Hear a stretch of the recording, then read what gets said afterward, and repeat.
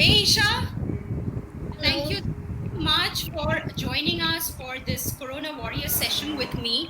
Well, our audiences are, really waiting to kind of see and learn a lot from you. So basically, let me start with a quick introduction to Isha. So Isha is a very well known face in the police circle. She is an IPS of the 2011 batch, and I'll tell you a little bit about Isha's background before we delve into asking her questions and she starts taking questions from you all. Well, Isha is the youngest of the four daughters in her family. Her mom is a lecturer and her father is an engineer. She was born and raised in Bhopal, Madhya Pradesh, and she, being the amazing academics, girl that she is, and she's been fantastic in her studies. That she got a full scholarship to go and study in US, and there she basically majored in political science with her area of expertise being in international business, and then she basically graduated with her minor in philosophy. Well, Isha, it's an absolute pleasure to have you. Well, I also know that you were the top of your batch when you graduated out of your IPS, and that shows. Just to give the audience a little bit of a background about how I know Isha, I spoke to Isha about a year back. It's an adversity that got us close, and today we are friends.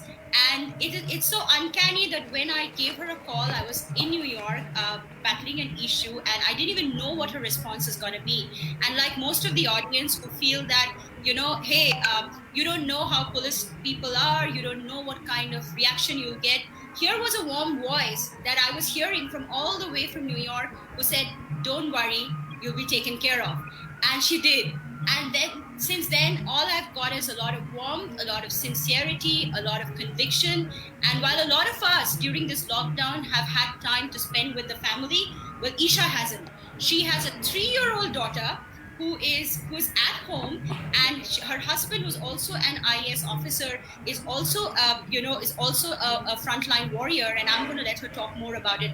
Isha, welcome to the show, and thank you for being a warrior on the footing, helping helping literally save Bangalore. And I can't wait to hear from you more about the experiences, and the audience today also wants to know a lot about you at large, and also how Corona has changed, what India is now, or the world at large is now. India is seeing a lot of increase in cases every day, and that is going to continue, I believe, for a while. But let's jump right into the question. Who knew 2020 is going to be the year of Corona, and who knew that it's going to change the way we live, the way we think, the way we communicate, and everything? Tell us about how things have changed for you in the last 3 months. Firstly, let me take this opportunity to thank you for having me in your show, and I'm really excited and very happy to be in this show. And as you said, yeah, I mean, you said such amazing things about me, but let me tell you that I really respect the kind of person you are and what you have achieved in this at this young age, and you are an inspiration to so many women out there. So hats off to you. Likewise, I think it's a mutual admiration society club here right now. So tell And us how things have changed for you in the last 3 months. I know you are out there every day, morning to night. I've called you several times at like late at night, and I know you're still out there helping things out. So give our viewers a little bit perspective.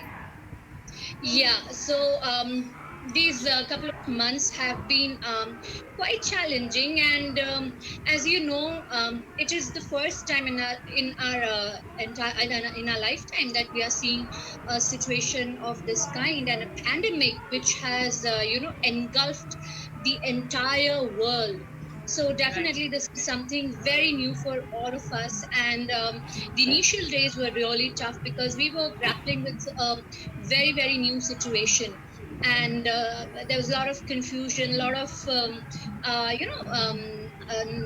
there was there was not a lot of clarity in this situation. So but Right. now I think we have got a good grip over the situation, and I think Karnataka state is doing pretty well in handling this pandemic.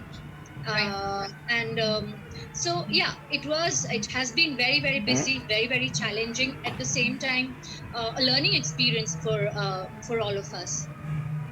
So, Isha, I wanna dwell right in that you are out there every day, right? Means you know that there has been so many challenges where, especially when the first lockdown was announced by Honorable Prime Minister Narendra Modi ji, that there was not enough preparedness, right? Everybody had to suddenly get together and start working on things. So, how did the police force and you at the helm of affairs, you were a part of the special task force, manage this? Like, give us some of the challenges that you faced and how did you guys manage this entire lockdown, managing people, managing so many challenges where people did not know how to handle themselves. With police, the thing is, we are used to working in chaos. We are used to working in situations which are new. So, and we are used to taking quick decisions. Right. Uh, yeah. Even if there are no clear cut SOPs, we can work. So I think that was the reason why police department as a whole was able to respond to the situation very, I think, in quite an efficient way, especially in, I think, in Karnataka. I think the response was fairly good. Not because I'm a part of the police, but I think in general, I think. It's not just true for Indian police, but in general, throughout the world, we have seen how the police department has, kind of taken the burden of this pandemic throughout the world. Right. So, and I think the reason is because we are used to working under a lot of unclear situations, and as I said, taking quick decisions. So, yeah, so I think police department did that. You're talking about a lot of when things were not very clear at that time. Also, we tried to kind of navigate our way through this, and Right. now I think things are fairly settled down, Right. and now we see another phase of Right. the lockdown. Right. So, the the nature of lockdown has changed over these couple of months. So from complete lockdown, we saw partial lockdown, and now we see fairly relaxed situation. Right. So Isha, tell me how your typical day would look like, right? I know there are times you guys must have been bombarded with requests that we need curfew pass, we want to go out. Human beings at large are social animals, and when you lock them down, they tend to behave adversely, right? So we saw a lot of these funny and unique videos which was going live everywhere, going around everywhere, where people were banging banging with articles. Police forces were singing, they were trying to keep people engaged. So you being in the special task force, what did your day usually look like how were you managing some of these things? So yeah, so initially my days were like, extremely busy morning till late night, and there were a lot of meetings where we were trying to, figure out how to do things right.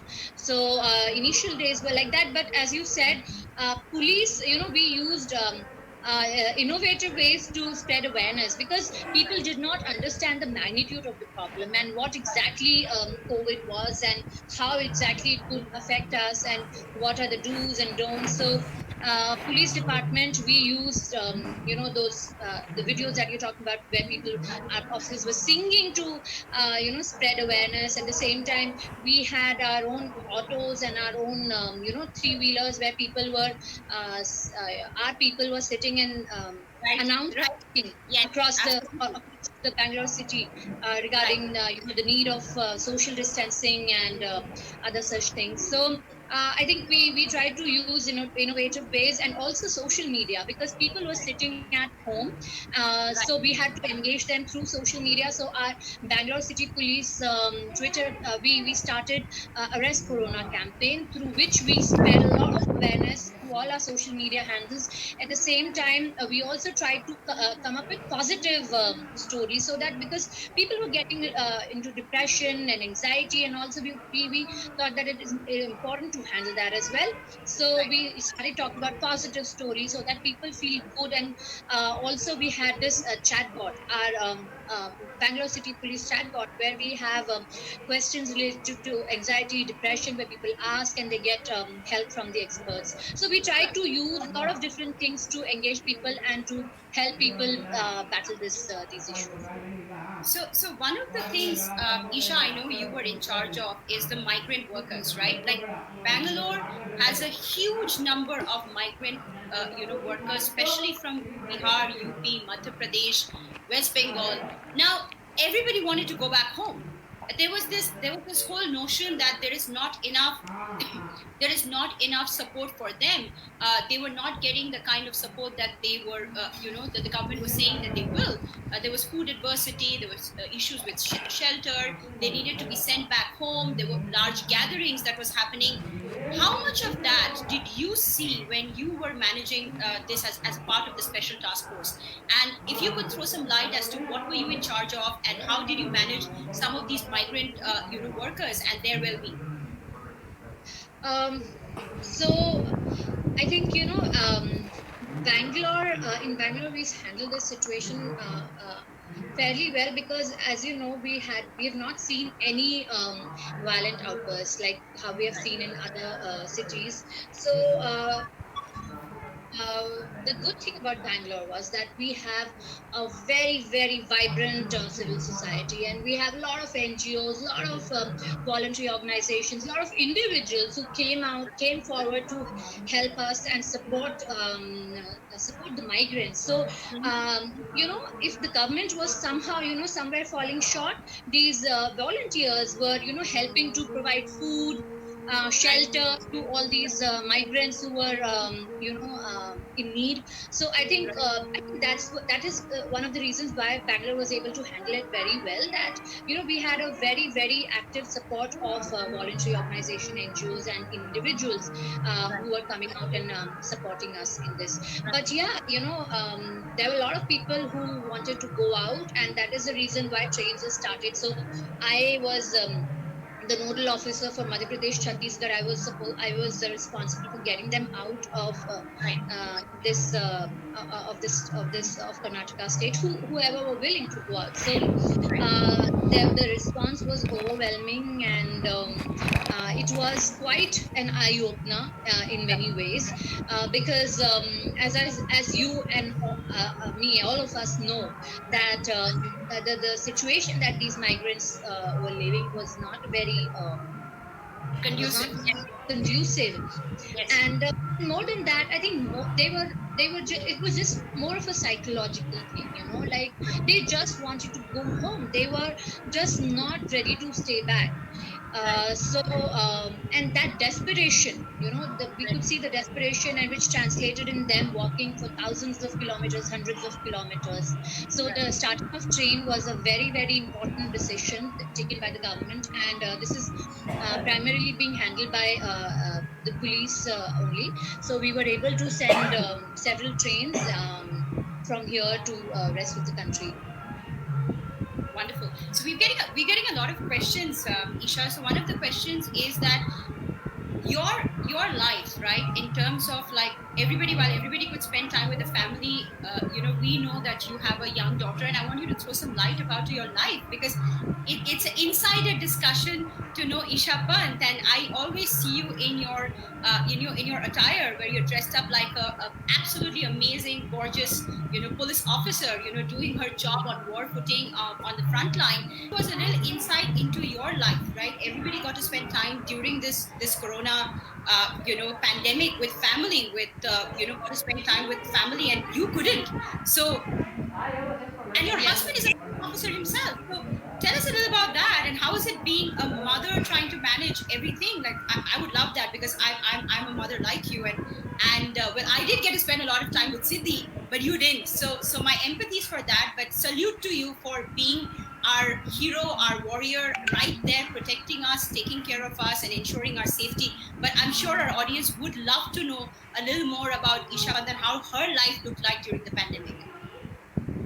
Yeah, so as you said, me and so many other people like me, they did not get to spend enough time with their families, and in fact, we got busier.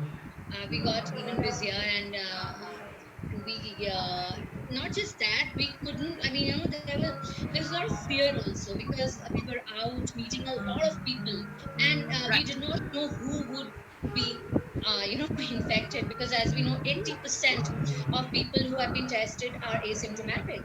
So we did Right. not know, whom are we coming in contact with, what is what is the health status of that person, whether that person is in. So there was a lot of, initially at least, there was a lot of fear. I have a young daughter, as you rightly said. She's 3 years old, Right. Anvika. And I also have my parents here with me. So, and they are old. So these, I was living with really vulnerable set of people in my house. So that not just being able to spend time with them, but also the fear that I should not carry anything with me which might get transmitted to them.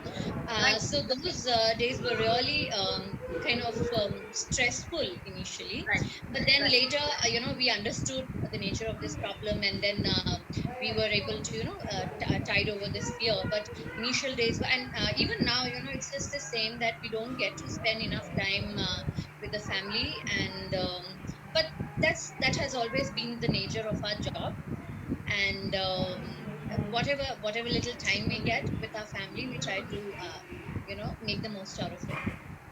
And you won't believe I'm even getting WhatsApp messages as to what questions to ask you.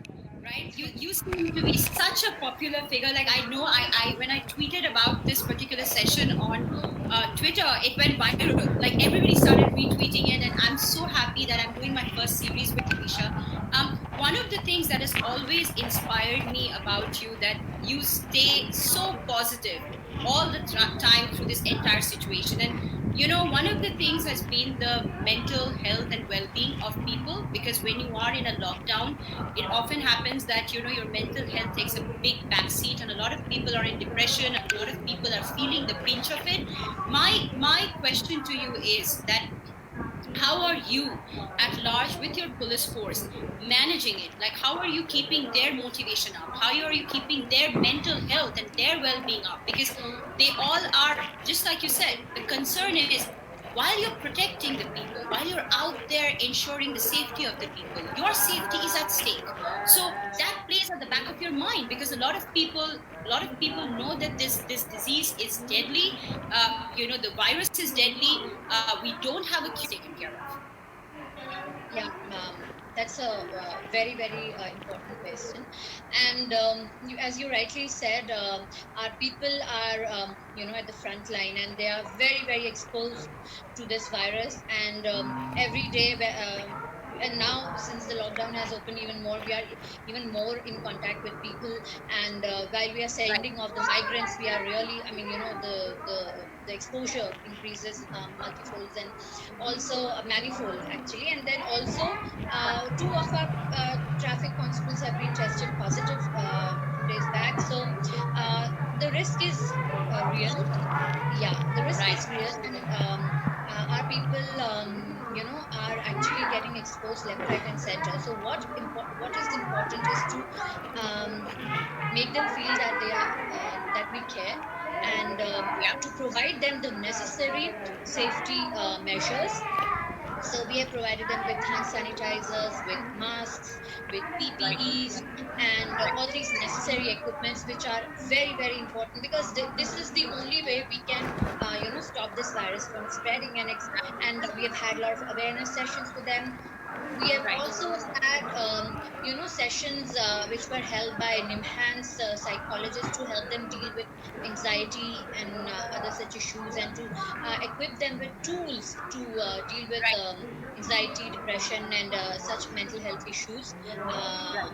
so these are the measures that we took. And also regular cleaning and cleaning of our police stations, and sanitizing of our police stations, our quarters, police quarters. So these are the measures that we have taken. These are confidence building Right. measures. Once we take them, people will have lesser fear, and also ensuring that they work in proper shifts. So we have introduced 3 shift systems in our police station, so they do not work for extended hours. And these are the ways that we are taking care of these people. Yet the exposure is there, and as I said, two people have already been tested positive. So these things do happen, but we can only take Right. precautions and help them stay in the right state of mind. Right.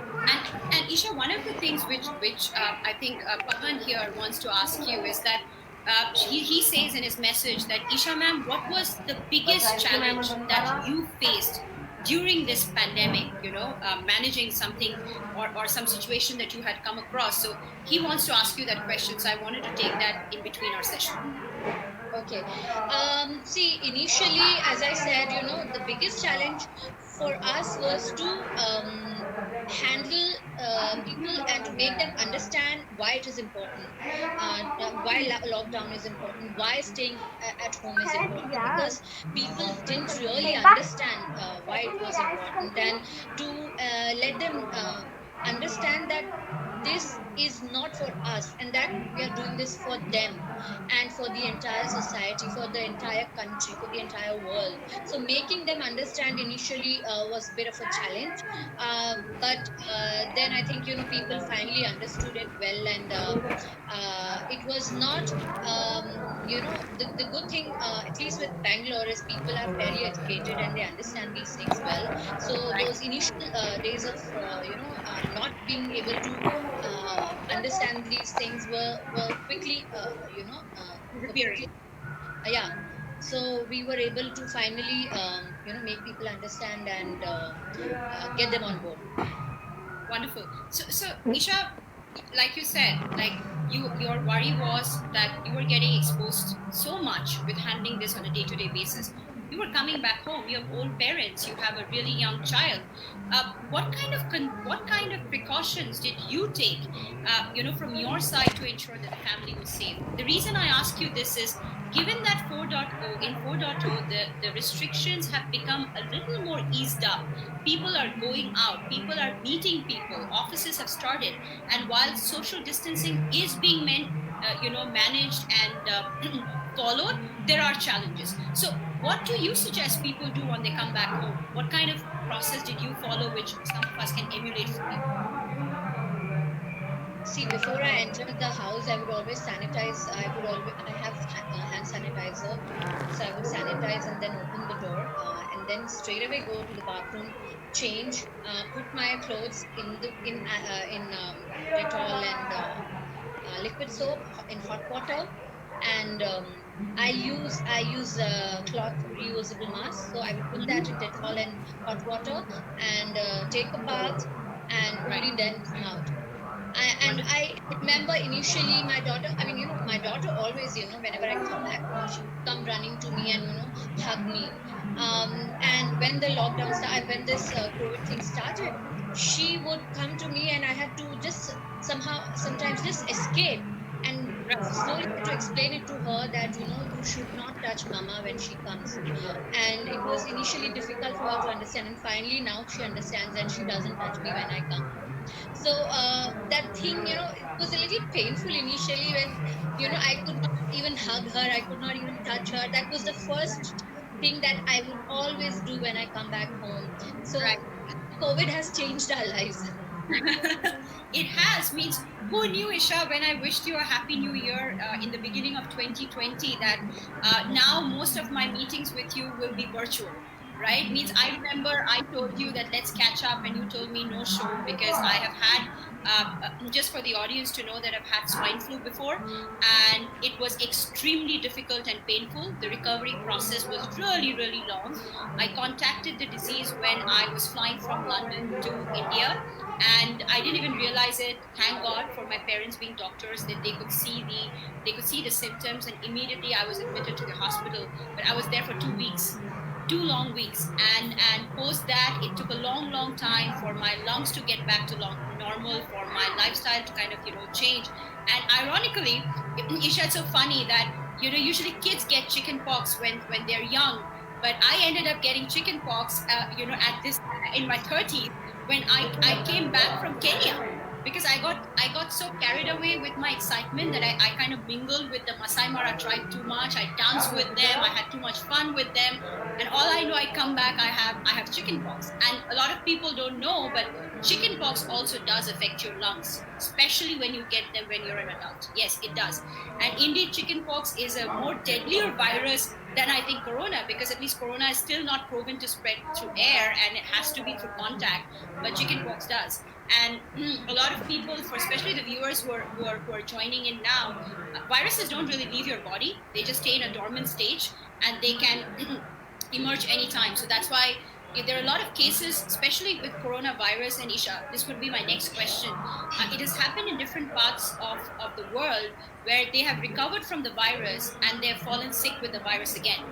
Uh, how do you think something like this will affect India? Because if we are going to ease the lockdown more further, people are going to go out. They are going to meet each other. Like, I know salons are opening up. How are we going to control this? Because the cases are rising, the cases are going up.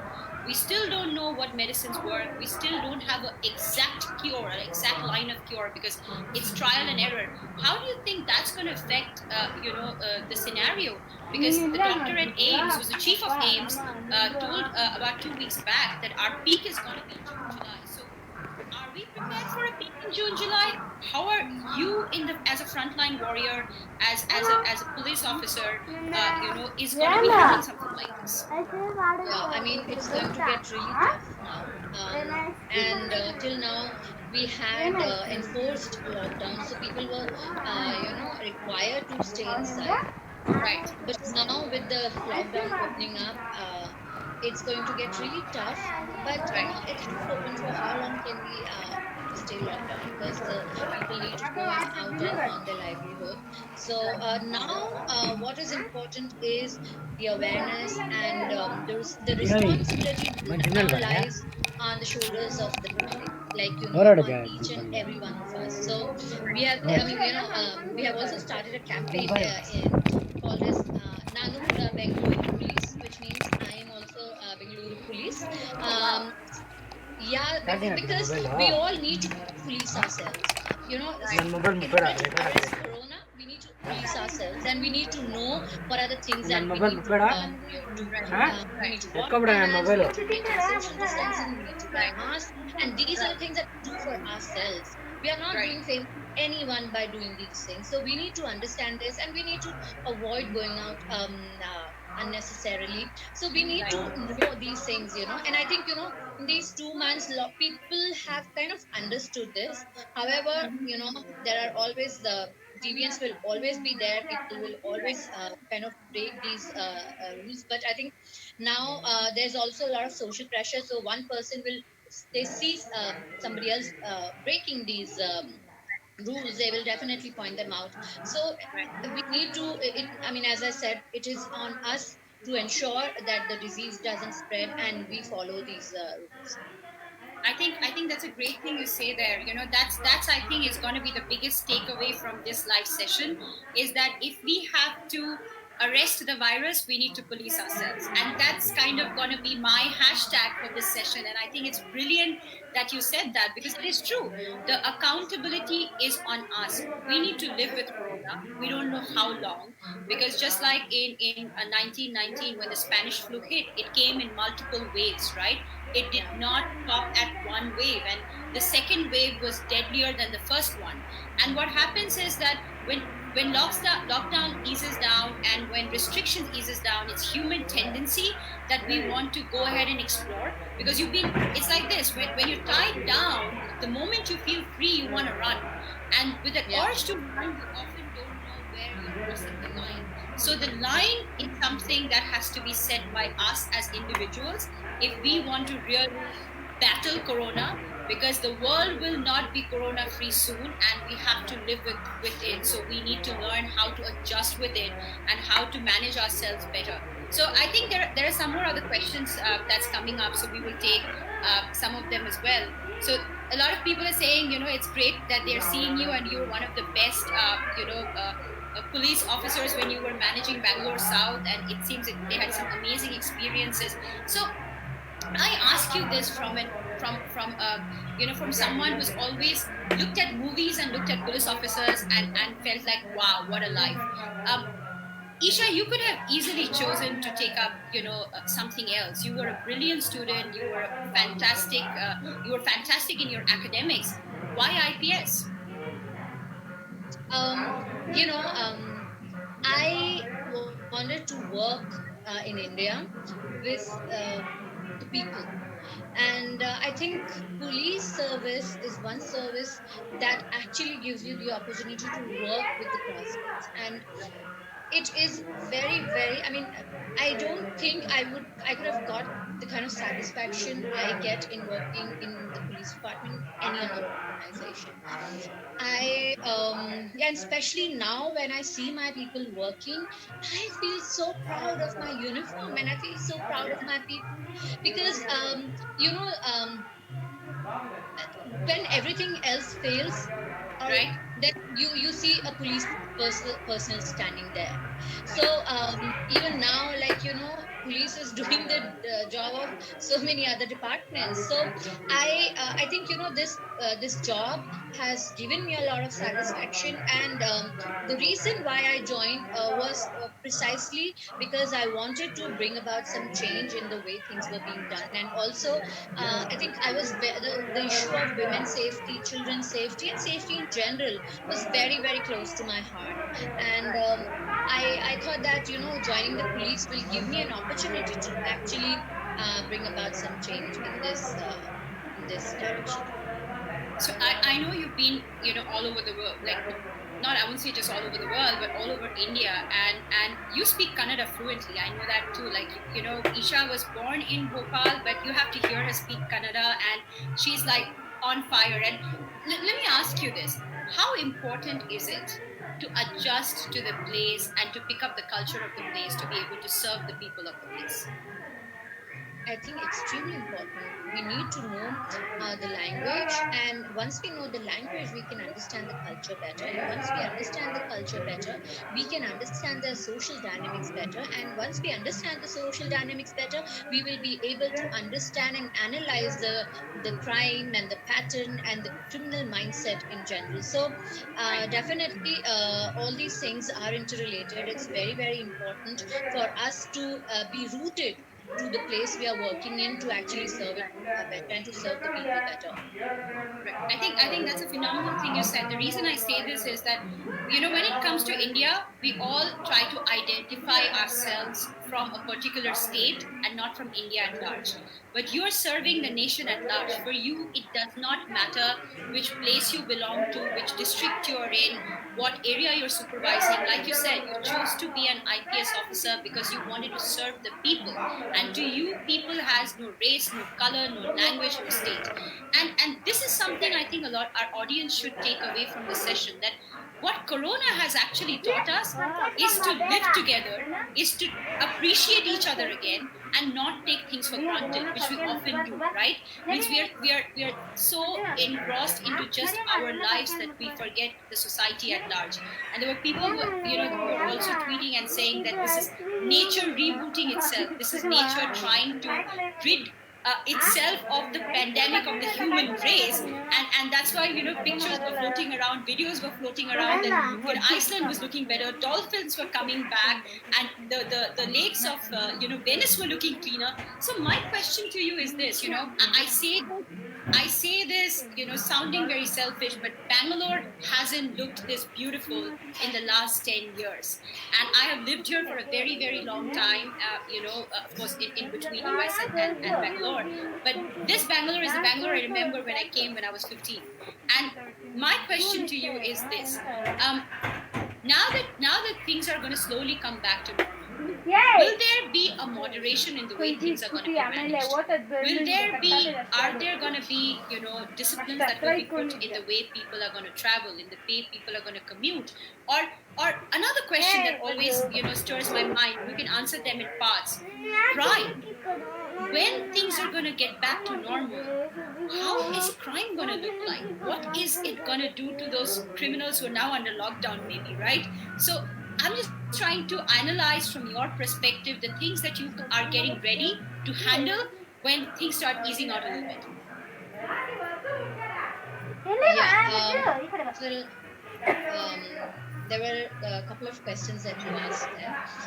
So, firstly, about nature, yeah, I agree. I think that nature is healing, and when our, humans have for a very, very, very, very, very long time lived in harmony with the nature. It's only in the recent past that we have forgot that harmonious relationship that we used to share with the nature, and it is now more of a relation of us trying to dominate the nature rather than us, living in balance with the nature. So that I think, but now with the lockdown and all, when people was required to stay indoors, and when the factories were closed, pollution decreased, birds started chirping, nature started healing, flowers started blooming, air started getting clearer. Right. So I think, people, a lot of people have seen this now. They have witnessed how beautiful it was to have this beautiful nature back, or this, nature in its pristine glory back. So I hope that people exercise more, more discretion in their activities, and try to maintain more harmony with the nature. I think the second question that you asked was a little different from that, about the crime and how the changed scenario will affect crime, and how will it change. Right. In my opinion, see, it's a very, very complicated question, because the society, I think, we are going through a flux right now. People, even the economy, everything is kind of in a flux as of now. Right. So Right. once it opens, I'm not too sure, what will happen. I hope that, crimes do not come out as much, but we are all humans, so these crimes will happen because humans are the ones who commit crimes, and they have, sometimes they are, it is out of need, it is sometimes out of emotions, out of vengeance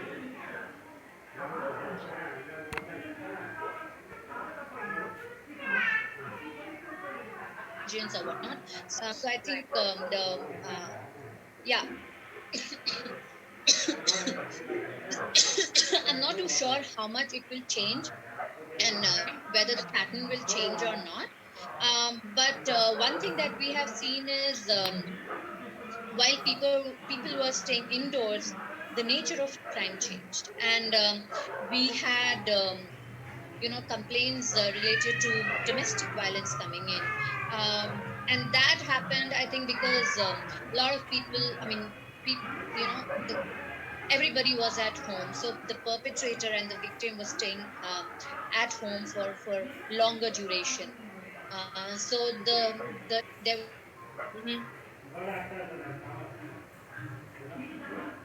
was increased Mm-hmm. Mm-hmm. at home. I think we're seeing a little bit of a disturbance there. Isha, are you with us? Yeah, yeah, I can hear you. Great, great, great. So the screen froze for a bit. Okay. Okay, yeah. So I think there is one request from Stephen, who I think seems to be a very, very big fan of yours, and I didn't know this about you. Are you a singer as well, Isha? I managed to croak a little. He seems to say that, yeah, and she's a good singer, and something that you did you sing on social media that got viral? Yeah, so I had gone to a radio show, and they asked me my favorite Kannada song, and I just happened to You have to sing that. you have to sing it for the audience. So it's you have to sing it for us, Isha, because see, the whole idea of this show is that how approachable and human and amazing and sincere the people serving in the police are. It's not the movies, it's not the common perception. You just have to get to know a few of them to understand the effort, the kind of dedication that they put in towards their work. But that also doesn't take away from the fact that, just like us, they have the same likes and dislikes, they have hobbies, they love music, they love, they love traveling. And I know Isha is also working on a book, which is gonna how I'm gonna end my show by asking her about it. But Isha, a few lines in Kannada. You have to sing for us. Um, which song? The same song? Yeah, the same song. It looks like it went viral. I didn't know about it, so you have to sing for us now. Jyote Ali, Jyote Jyote Ali,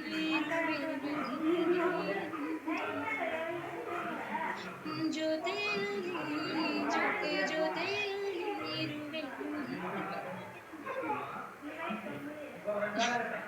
That's it. I don't want to sing Oh my much God! more. Wow! Wow! My God, we have to jam sometime, Isha. Like I keep sending you my songs and all, and I didn't know that my friend also has such an amazing voice, and that was phenomenal. So Stephen, No, I he's think. a much better singer.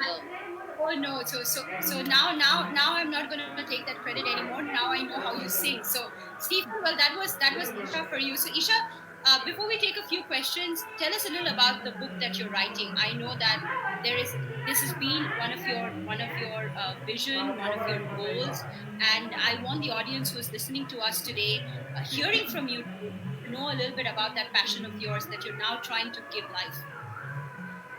Yeah. Once I was just there's a book, a Ramayana book at my home for kids, and I was my child was just going through it, and the first page has a photograph of Ram, Lakshman, Sita, and Love Kush, and all of the male figures, they are having dhanush ban, as in the bow and arrow with them, but the Sita doesn't have any bow and arrow, and I never noticed that, but Anvika did, and she asked me, Mama, where is Sita's bow and arrow? And I did not have any answer. I just said that, it is there. She's hiding it behind her. So, and then I thought, where is so I thought that, I need to write something for the kids, or especially for the girl kids, something where I we talk about Sita's bow and arrow. What exactly is that? Was Right, it actually, I mean, right. it can be a figurative thing, or it can be an actual bow and arrow. Was she actually trained in these martial arts? Or so I am it's something that I'm still mulling over, and we had a discussion over it once, and yeah, it was such a wonderful discussion that you and I had over this, and you gave me a very fresh perspective on that. So yeah, I would like to work on that, and maybe a modern take on Ramayana. Absolutely. I remember our conversation, and this is for the viewers who are watching us. So, when Isha told me about her passion to write this book, and when her daughter, asked her that why is she not having the bow and arrow. To me, Ramayana, and I have read many versions of Ramayana, but my favorite remains the lectures of Ramayana by Right Honorable Srinivas Shastri, who wrote it in the early 1900s.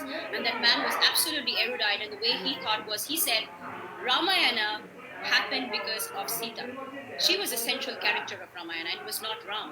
Indeed, Ram was a portrayal of a man being ordinary, right? Because he was governed by the very ordinary emotions that every human being is governed by.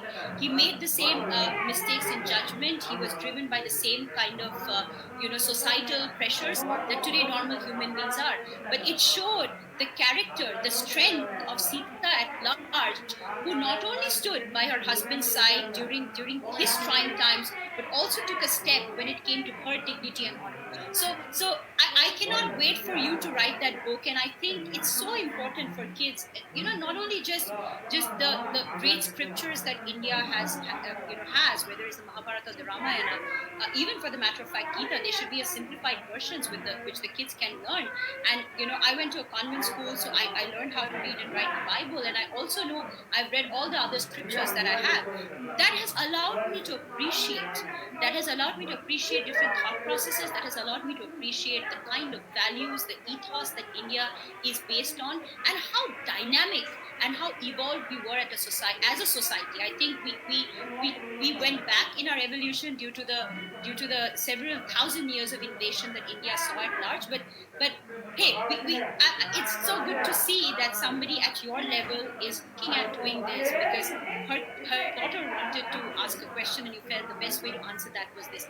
Isha, the other thing which always comes to mind, and I don't think it is anything to do with a man or a woman, but it's anybody who's in public service. How do you balance your life? Like, how do you manage expectations? How do you balance your responsibilities? And I think responsibilities are the same for a man and a woman. It doesn't change. It's just that the roles change depending on who decides to do what in the family, right? So in in your life, how have you found that balance? How have you found that balance? It is not just about corona, it's at large. How do you balance your family life? Firstly, I try not to, the expectations that you talked about. These expectations have to be your own. I mean, you can't live your life on the basis of other people's expectations. And what is the best that you can do. And especially, it's the truth is, women actually, working women are under more pressure to behave in a particular way, to give more uh, to the family. And if we actually start living as per the expectations the society has from us, it will be very, very difficult to live a normal life. We will always be under a lot of stress, and no matter what we do, we will always be judged. So if Right, we give too much time to our family, we will be labeled as poor workers. And if we give more time to our work, we will be labeled as bad wives or mothers. So it's right, important for us to have a realistic expectation from ourselves, and right, then work towards achieving it. So it is a balance. It's a very, very delicate balance that one needs to find out for themselves. For me, that balance might be different from somebody else's. So we true, all have a unique balance that we need to find out for ourselves and work right, towards it. For me personally speaking, I give a lot of importance to my work. At the same time, when I'm at home, I try to mhm, give my 100% to my family. Like, I cannot be distracted. I mean, I many times I get phone calls and all. That's true, fine. But otherwise, when I'm with my family, I need to be here. I need to give my 100%. I should right, not be too much distracted. I cannot be thinking about my work when I'm at home. true. Similarly, I cannot be thinking about my home when I'm at work. So That's so hard. That's so it's hard to do very hard because for me. Like, I'm very lucky that I have my parents right now, and when they go, I have my mother-in-law and my father-in-law who come and help. right, So that right, ways, when I'm at work, I can be at peace. So right, I am one of very few lucky people, like, who have the very, very good social support. So that right, helps me focus on my work. But when I'm at home, I have to just switch off, right. and I have to stop thinking of my work. And Absolutely, I sometimes, I mostly manage to do that. And right. that's how I find this balance. Absolutely. So let me ask you something very funny, and it comes to my mind because everybody has been binge watching Netflix, Amazon Prime, Woot, and everything else. Do you ever find time to do that? Not really. So you haven't watched any series. I have. I used to watch Game of Thrones, and I have Okay. watched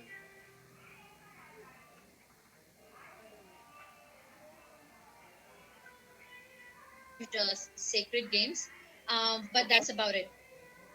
That's about it. So see, we know how much of your time actually goes on the war front, managing everything, ensuring that the safety and the security of the people during this pandemic is of paramount importance. And what a great job that you have done. A big round of applause to you. Thank you I so think much. everyone who's watching, every single person who's commented has just said salute to you and talked about how great a how great a face you are for the police force of India. And I think we need more people like you in the force to kind of shine, bear the flag of how great the forces are and how why should people join the forces, and also the whole myth around forces that police is not approachable. We always get there is always negativity around it. There is always this whole perception around it. I think you've broken all of that. Isha, before we close this show today, there are a few things. I have two questions to ask you. One, I know personally that there are a lot of initiatives you've taken when you were the in charge of South Bangalore, and you still are now. You're in charge of the command. You're in the central division. But tell us some of the unique initiatives you've taken for your forces, for your people. You have a crash. You have you're doing martial combat training for your forces. Share that a little bit with our audience. Yeah, so when I was posted as DCP Southeast, I started for my women staff. I started something called as self defense training and mixed martial arts, Right. and mixed martial arts because it does not even make you physically strong. It also makes you mentally strong. True. True. And it was very important for our people to be mentally strong as well and to be confident of their skills uh, and themselves in general. So Right. when these women underwent this training, I could see such a huge difference in their body language, their confidence, the way they would conduct themselves, and the way they would talk. And Right. so this is what we started, and also we started driving classes for them, four-wheeler, two-wheeler driving, which most of them had not, they had not even driven two-wheeler in their lives. Right. So I think driving or being in the driver's seat gives you a lot of confidence. It True. reassures some some it reassures you of your own abilities, and especially for somebody who has never driven in their entire life. So I Right. these are the few things we started for this force. Right. But there were a couple of other things that we started for the community, and having BD Nataka team, and organizing vocational training for the slum women, and a couple of other things. Right. It was all possible because I had a very, very good team. Right, right. And a good team is only made because of a good leader. Means I have seen when I have walked into the police station when you were in charge, I have seen the change in the body language of the inspectors. I've seen the change in the body language of the people working for you. There is so much of camaraderie. There is so much of compassion, and I think that's what makes an exceptional leader, irrespective of the domain that you're working in.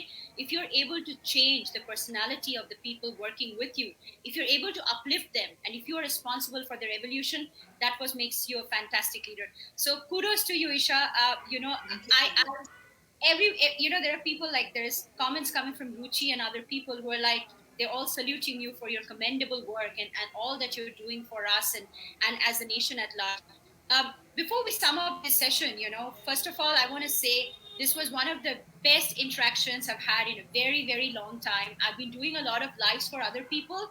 This is my Corona Warrior live, and I couldn't have had a better warrior than you. Um, I just want to ask you, Isha, there is so much of uncertainty. Things are changing. We don't know how things are gonna pan out in the next few days. Tell us the top three things you want our audience and you want the public to keep in mind to battle this pandemic. Wash your hands, maintain social distancing, and wear masks. I mean, I like that. I like that. So now we have another warrior, Dr. Harshvardhan, also in the WHO. He just took his oath today to be in the executive chair. So India is wonderful. getting a lot of traction in the way we are handling the pandemic. I think people are looking at it in a very positive way. I think I want to thank all the people who watched us live. There were a lot of people, a lot of engagement, who asked a lot of questions. And Isha, I can't thank you enough for taking the time out. I know how busy you are, and I'm really grateful because 1 hour in your life is equal to a whole day in ours, because I know that's the kind of work you do. Thank you so very much for joining us and joining me on this Facebook Live of this Corona Warrior. Salute to you for all the great work you're doing. I am so honored that I call you a friend, and keep inspiring, keep shining. And I hope more and more people like you are in the police forces to ensure that the faith that the common citizen has in the police force gets more and more deeply reinstated. Thank you so much, Isha, for joining this live, and lots of love to you and your family. Thank you so much for having me. I had such a great time, and it's always a pleasure talking to you. Thank you so much, Isha. Thank you. Thank you. Thank you. Signing off, everyone, and I will see you again next Saturday. Thank you so much.